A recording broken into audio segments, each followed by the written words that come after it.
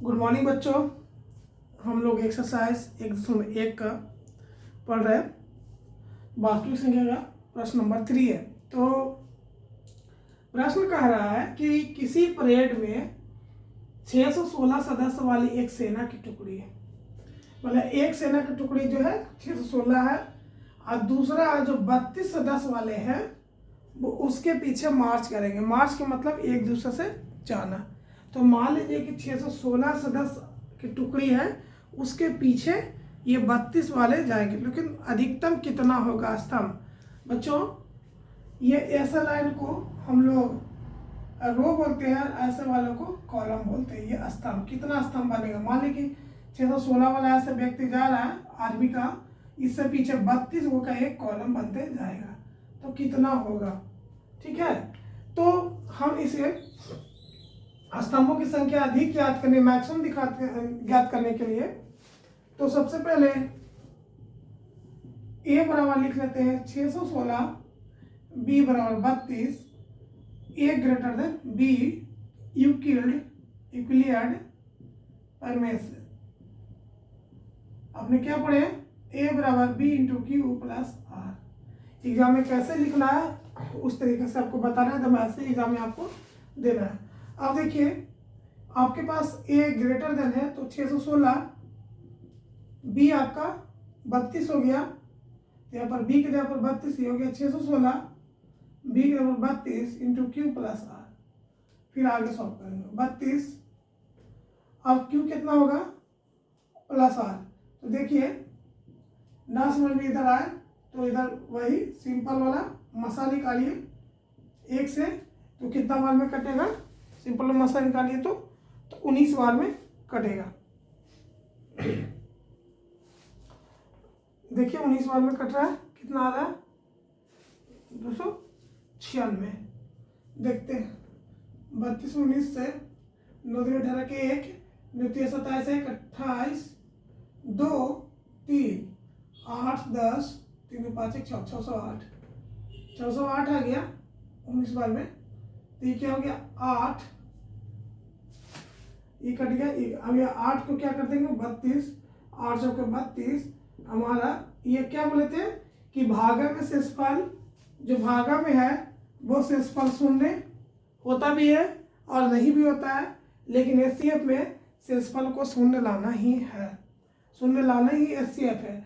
अब यहाँ पर देखिए जो ये आया है हमारा एचसीएफ कितना आ गया? 8। इसको डायरेक्ट करते हैं 616 32 गुना 19 प्लस कितना है यहाँ पे? 8। फिर ये 32 को क्या बोले थे? इधर कर देना है, ये 8 को क्या कर देना है? आगे बढ़ा देना है। अब कितना से किए? 4 से शेषफल यहाँ क्या लिखेंगे? 0, यह कटपुट है तो 0। तो ये आ गया आपका हमारा एचसीएफ आ गया 616 और 32 एचसीएफ 8। सेना की 8 टुकड़ी होगा बच्चों। 616 सेना का था, फिर उसके पीछे जो मार्च कर रहा था 32 सेना का, 8 टुकड़ी के कॉलम बनेगा। ऐसे ऐसे कॉलम ऐसे ऐसे बनता है, ठीक है, स्तंभ। फिर अगला प्रश्न में हम लोग चलते हैं।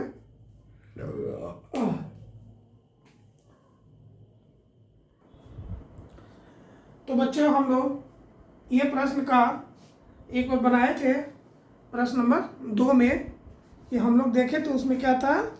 6Q क्या था?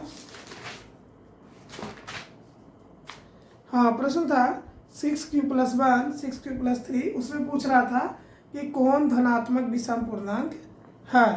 लेकिन इसमें सवाल क्या कह रहा है? इक्विलेट विभाजन परिमेय का प्रयोग करके दर्शाए किसी धनात्मक पूर्णांक का वर्ग। तो बच्चों हम जो अंक लाएंगे वो धनात्मक पूर्णांक का वर्ग होगा m के लिए 3m या 3m + 1 के लिए, ठीक है। 3 आया, m 3m और 3m + 1 के रूप में होना चाहिए। तो हम इस तरह का आपको दूसरा बताया था। तो इसमें सबसे सिंपल से हम लोग कहते हैं पहले क्या, कि माना कि ये धनात्मक पूर्णांक है। आपको 2 नंबर बताए थे, एकदम से बता रहे हैं। माना कि ये धनात्मक पूर्णांक है। बच्चों धनात्मक पूर्णांक के मतलब समझते ही हैं। पूर्णांक संख्या किसे कहते हैं? जो प्लस में हो, माइनस में और शून्य हो, ऋण, धन और शून्य तीनों हो, उसे हम धनात्मक पहले पूर्णांक कहते हैं।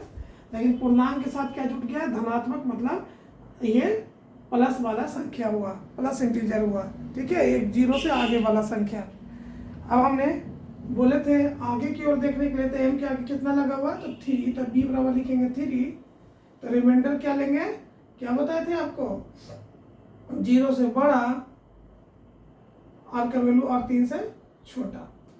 तो आर का वैल्यू कितना ले सकते हैं, 0, 1, 2 और मैक्सिमम 3 ले सकते हैं ना, तो 3 छोड़ भी सकते हैं, कोई दिक्कत नहीं है।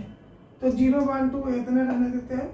अब इस पर हम लोग फार्मूला पुट करेंगे, सेम एकदम से 2 नंबर बनाए वैसे हैं, यूक्लिड प्रमेय से या विभाजन से। क्या पढ़े, ए बराबर B into Q plus R, ठीक है। अब हमने क्या किया, एकदम सेम 2 नंबर है, बस ये लिखिए यूक्लिड विभाजन है, ए बराबर B into Q plus R. तो यहाँ पे ए का वैल्यू आपको क्या धनात्मक पूर्णांक ही माने, तो ए रहने दीजिए। बी का वैल्यू कितना है, 3 है, 3 लिख दीजिए। क्यू प्लस आर का पहले क्या ले रहा है, आर बराबर 0 ले रहा है, तो 0 ले लिए। आर बराबर क्या ले लिए, 0 ले लिए, ठीक है। अब क्या कर रहा है प्रश्न का वर्ग, धनात्मक पूर्णांक का वर्ग। जैसे ही प्रश्न कर रहा है उसमें सिर्फ सम और विषम खोज रहा था, विषम पूर्णांक खोज रहा था, विषम, इसमें वर्ग कर रहा है, तो ये दोनों तरफ वर्ग कर दीजिए, तो ए स्क्वायर और 3q के स्क्वायर, दोनों तरफ इसी तरह से प्रक्रिया आपको करना है। तो हो गया ए स्क्वायर बराबर 3 तिया 9 क्यू स्क्वायर। इसको आप ऐसे भी लिख सकते हैं, कोई दिक्कत नहीं है, ठीक है। ये यहाँ पर भी ऐसा छोड़ सकते हैं, या इसको ऐसे हम लिख सकते हैं, छोड़ भी सकते हैं, लिख भी सकते हैं, चलिए लिख लिए। अब फिर आगे करेंगे, आर बराबर क्या लेंगे बच्चों, तो 1 लेंगे, क्या लेंगे, ओ 1। अब यहाँ आर का वैल्यू क्या ले रहे हैं, ओ 1, तो फिर वैसे सेम फॉर्मूला, ए बराबर B into Q plus R, इक्वलेट फॉर्मूला से। ए बी का वैल्यू कितना है, 3 है, क्यू का वैल्यू क्या है, तो हम लोग क्यू का क्यू लिख दिए, प्लस आर का वैल्यू क्या है, 1। ए बराबर 3q प्लस 1। प्रश्न के अनुसार क्या कर रहा है, दोनों तरफ वर्ग करने पे लिख सकते हैं प्रश्न से, दोनों तरफ वर्ग करने पर, या लिख सकते हैं प्रश्न अनुसार। तो ए स्क्वायर बराबर 3q प्लस 1 का स्क्वायर। अब इसको हम तोड़ेंगे प्लस बी के होल स्क्वायर पर। बच्चों जो भी हमारा आंसर आएगा उस सभी में उसको हम जब भी करेंगे तो वर्ग ही आएगा। आंसर 25 आएगा, 36 आएगा, 16 आएगा, 4 आएगा, जो भी आंसर रखेंगे, जो भी हम क्यू का वैल्यू पुट करेंगे वो उतना ही आएगा जिसमें हम लोग विषम खोजे थे। तो चलिए 2 हो गया। अब आर बराबर 2 रखते हैं, इधर आप लिख लिए होंगे, इसको मिटा दें।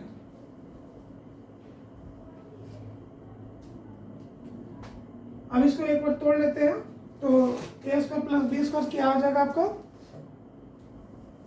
तो ए स्क्वायर बराबर 3 तोड़िएगा क्यू स्क्वायर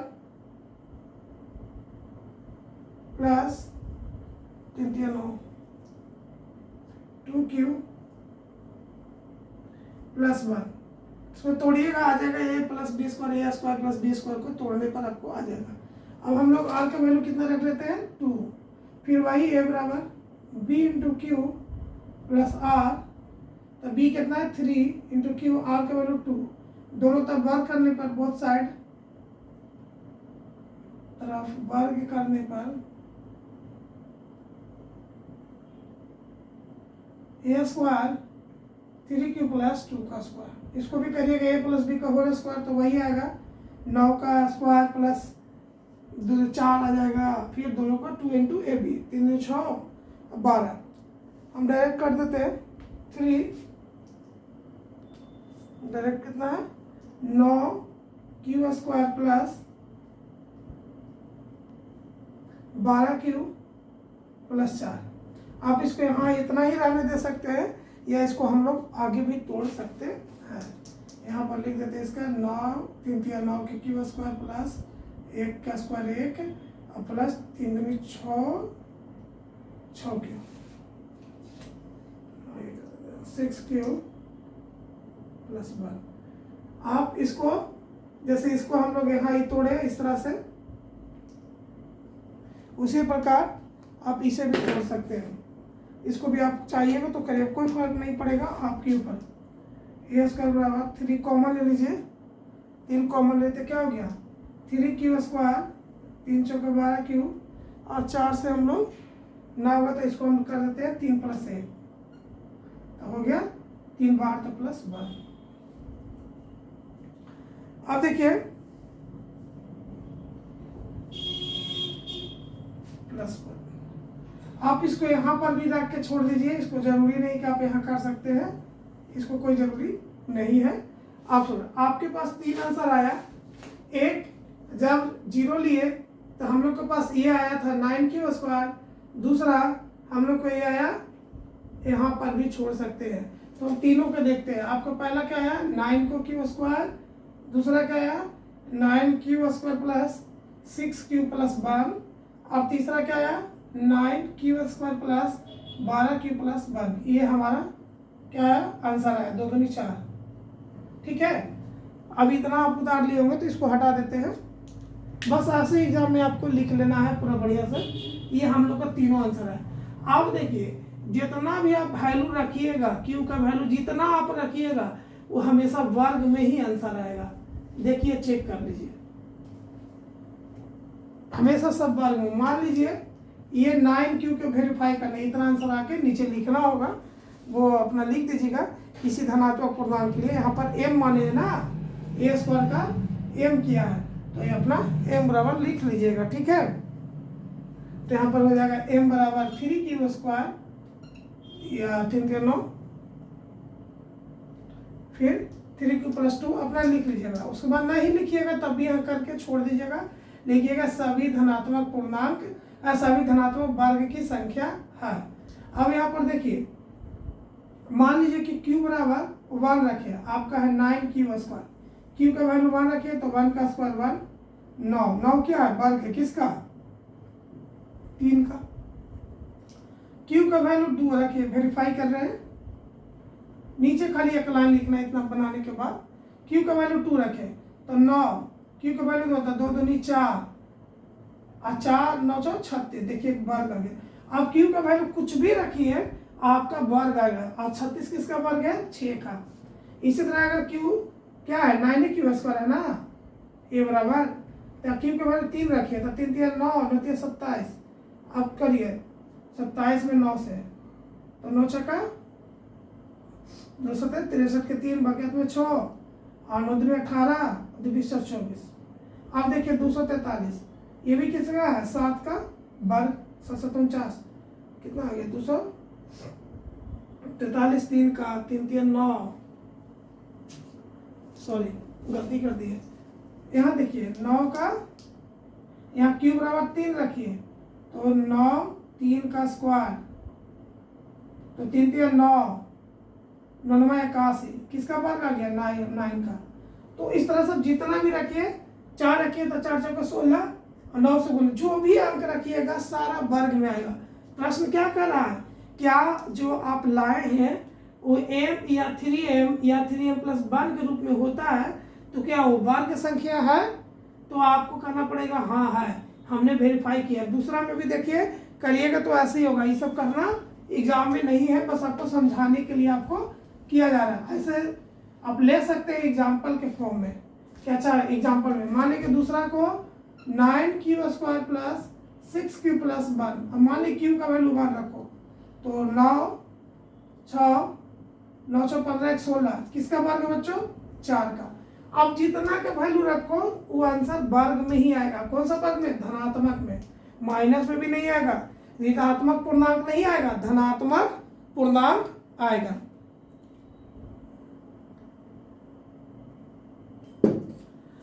मान लीजिए कि 2 रखो, q का वैल्यू 2 रखे तो 9 2 का स्क्वायर 6 2 प्लस 1 तो 2 दूनी 4 36 प्लस 12 प्लस 1 48 से 49, किसका वर्ग है बच्चों 7 का। तो अब तीनों में जो भी अंक रखो q का वैल्यू वो सब आपका एक वर्ग आएगा, धनात्मक में धनात्मक पूर्णांक आएगा, 0 से ज़्यादा, मतलब जो भी आएगा धनात्मक पूर्णांक, और जो भी रखोगे वर्ग में ही आंसर आएगा। किस फॉर्म में? इस फॉर्म में रखिएगा तब, ठीक है। आप जैसे 9q² को ऐसे भी लिख सकते हैं या आप ऐसे भी लिख सकते हैं, उसको कोई दिक्कत है नहीं। इसको तोड़ भी सकते हैं, ना भी तोड़ेंगे तब भी आपको पूरा आंसर मिलेगा। बच्चों इस तरह से एक प्रश्न है 5वां, उसमें कह रहा है घन। देखिए 5वां में क्या बोल रहा है? वर्ग नहीं, घन। थोड़ा सा ज़्यादा हार्ड हो जाएगा, ऐसे बता देते हैं। एक बार हम उसको पढ़ा चुके हैं, वीडियो में डाल दिए हैं 5वां नंबर, लेकिन थोड़ा आपको हेल्प कर देते हैं कि 5वां में कैसे हेल्प करना है। कुछ नहीं करना है, इसमें थोड़ा बड़ा फॉर्म में दे दिया है, 9m दे दिया है, 9m + 1 दे दिया है और 9m + 8 दे दिया है। बस वही है, माना कि a धनात्मक पूर्णांक है, फिर a r बराबर क्या लिखेंगे? तो कितना r बराबर, तो पहले आप लिखेंगे 0 से बड़ा r के वैल्यू और 9 से छोटा।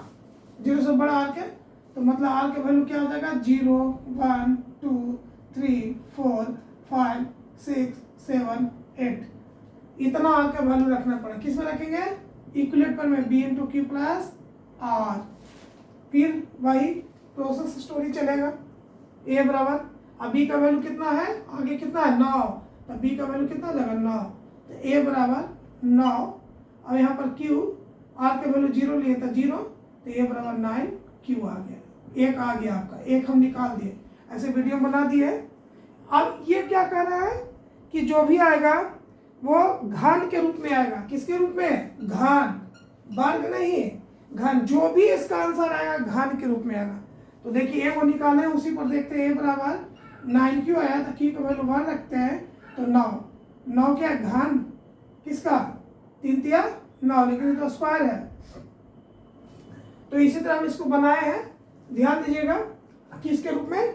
घन के मतलब q। हाँ, एक गलती की है यहाँ पे, ध्यान देना, दोनों तरफ घन करने पर था। aq बराबर 9 का q, aq बराबर 3 तिया 9, 9 का q करो, 9 × 9, तो 9 में 81 × 9, तो 9 और 9 729q। इस तरह से आप बनाइएगा, q का वैल्यू रखिएगा 1, तो इतने आएगा, 2 रखिए। जो भी आएगा, जिस तरह से उसमें वर्ग आया था, इसमें सब आएगा क्यूब में आएगा, धा उसका घन होगा। जो भी उसका आंसर आएगा उसका घन होगा। घन होगा मतलब क्यूब होगा, समझ गए? ऐसे ही बना दिए थे हम एक वीडियो में, उसमें दूसरे तरीके से बनाए थे। बस करना कुछ नहीं, ऐसे लिखना, घन करने पर 1 आ गया। इसी तरीका से आप दूसरा, ऐसे जैसे आप दूसरा नंबर बनाया, चौथा नंबर बनाया, r बराबर क्या लेंगे? 1, फिर a बराबर b × q + r। ना समझ में आया तो b का वैल्यू कितना है? 9, q, r का वैल्यू 1। फिर दोनों तरफ घन करने पर 9q + 1, aq + bq का फार्मूला पर पुट कर देंगे। इसी तरह से तीसरा कहेगा r बराबर 2 हो, कुछ ना आएगा तो फिर b × q + इस तरह से आपको 2 पेज में चला जाएगा। फिर a बराबर b का वैल्यू कितना? 9, q, r का वैल्यू यहाँ पर क्या ले लिए? 2, तो यहाँ पर 2 ले लीजिए। फिर दोनों तरफ घन करने पर aq बराबर 9q + 2, a + b का होल क्यूब कर दीजिएगा। बस इसको करिएगा तब टूट के 1 आएगा। इक्वेशन 1, इक्वेशन 2, इक्वेशन 3, इक्वेशन 4, इस तरह से बढ़ते चल जाएगा और 1.5-2 पेज में हो जाएगा। कोशिश करिएगा इसको बनाने के लिए, और एक बार ऐसे इस वीडियो में बना दिए हैं। तो ठीक है, वीडियो देखने के लिए बहुत बहुत धन्यवाद बच्चों। आज प्रश्नावली 1.1 कंप्लीट हो गया। फिर हम लोग पढ़ेंगे नेक्स्ट वीडियो में। जय हिंद, जय भारत।